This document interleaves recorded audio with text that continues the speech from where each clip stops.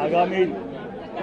4 जुलाई को मध्य प्रदेश सरकार के द्वारा हमारे सभी युवा विद्यार्थी, जिन विद्यार्थियों ने अपने टैलेंट से अपनी पोजीशन बनाई, ऐसे सारे विद्यार्थियों को मध्य प्रदेश सरकार की ओर से लैपटॉप दिया जाएगा। 4 जुलाई के बाद 10 जुलाई पे गुरु पूर्णिमा के दिन, जैसा आप सबको जानकारी है कि हमने अपने कार्यकाल में कुलपति के बजाय वाइस चांसलर को कुलगुरु करके सम्मानित करते हुए इस नाम को धारण करवाया है और सभी यूनिवर्सिटियों के कुलगुरु और सारे अपने उच्च शिक्षा, स्कूल शिक्षा, इसके सभी प्रकार के निर्माण कार्यों के साथ पूरे प्रदेश में एक साथ सभी शैक्षणिक सुविधाओं को देने का एक निर्णय किया, जिसमें स्कूल शिक्षा के युवा विद्यार्थियों को जिनको साइकिल की पात्रता उनको साइकिल, जिनको गणवेश की राशि देना हो तो गणवेश की राशि, और अगली बार तो हम विद्यार्थियों को गणवेश भी बनवा करके देंगे। साथ ही साथ हर विद्यार्थियों को जो पात्रता वाले उनको उनकी पाठ्य पुस्तकें जो स्कूल शिक्षा के माध्यम से हमारे द्वारा दी जाती है, सभी प्रकार के सांदीपनी विद्यालय और अन्य निर्माण कार्य, उच्च शिक्षा के, यूनिवर्सिटी के सभी प्रकार के निर्माण कार्यों का लोकार्पण गुरु पूर्णिमा के दिन पूरे प्रदेश में एक साथ किया जाएगा। मेरी अपनी ओर से युवाओं के लिए जो सरकार काम कर रही है, हम उसका परिणाम भी देख रहे हैं कि बीते दिनों जो बोर्ड का एग्ज़ाम का रिजल्ट आया 10th और 12th का, सरकारी विद्यालयों में भी 15 साल का सर्वश्रेष्ठ रिजल्ट इस वर्ष आया है। हम उम्मीद कर रहे हैं कि अच्छी बारिश हो रही है, अच्छी बारिश में भी प्रशासन को निर्देश जारी किए कि पूरी चौकसी रखे, किसी को कोई कष्ट नहीं हो, किसी को कोई परेशानी न हो। बाढ़ का पानी आता है तो आवश्यक सावधानी रखें। और आपके माध्यम से भी मैं सभी भाई बहनों से निवेदन करता हूं कि बारिश का जोर हर वर्ष की भांति जो सामान्य से थोड़ा ये ज़्यादा है, ऐसे में हम सबको अपने अपने बाल बच्चों के परिवार सहित बारिश के मौसम में जो आवश्यक सावधानी रखना चाहिए वो सब रखने की आवश्यकता है, क्योंकि इसी से जनहानि से बचा जा सकता है। और ख़ास करके कावड़ यात्रियों का भी समय आया है, सावन का महीना प्रारंभ होने वाला है। मैंने आज कैबिनेट में अपने मंत्रियों से भी कहा है और कलेक्टर एसपी की कॉन्फ्रेंस में कहा है, कावड़ यात्रियों के आवागमन के मार्ग को, छाया के स्थान को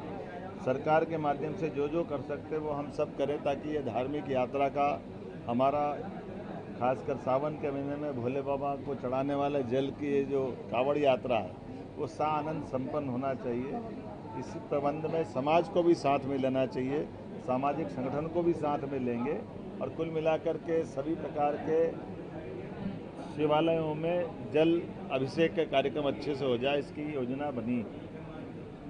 7 करोड़ से ज़्यादा पौधे भी हमारे अपने इस प्रदेश में लगाने का संकल्प किया है। बहुत सारे अलग अलग काम भी लिए हैं। मुझे इस बात का और आनंद है, इन सारी प्रक्रिया के बीच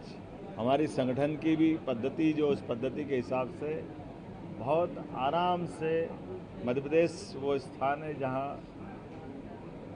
आज़ादी के बाद से जनसंघ ने सबसे पहले हमारी नगर पालिकाएँ जीती, नगर निगम जीती, विधानसभा की, लोकसभा की सीट जीतने का रिकॉर्ड मध्य प्रदेश से विश्व की सबसे बड़ी पार्टी को जनसंघ के ज़माने से हमारे साथ आया है। पहली बार हमारे दलों के साथ मिलकर संयुक्त सरकार भी हमारे इसी राज्य से बनी। पहले प्रधानमंत्री भी हमारे लिए अगर भारतीय जनता पार्टी के बने तो स्वर्गीय भारत रत्न अटल बिहारी वाजपेयी जी मध्य प्रदेश से निकले थे।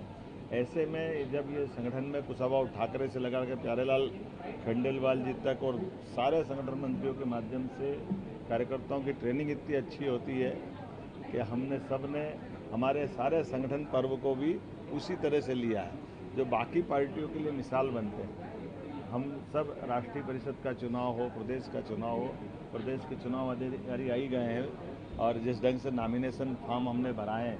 हमारी परंपरा के हिसाब से, कल वो रिजल्ट डिक्लेयर करेंगे। मेरी अपनी ओर से सारे इस अच्छा आयोजन के लिए सारे कार्यकर्ताओं को बधाई, बहुत बहुत धन्यवाद।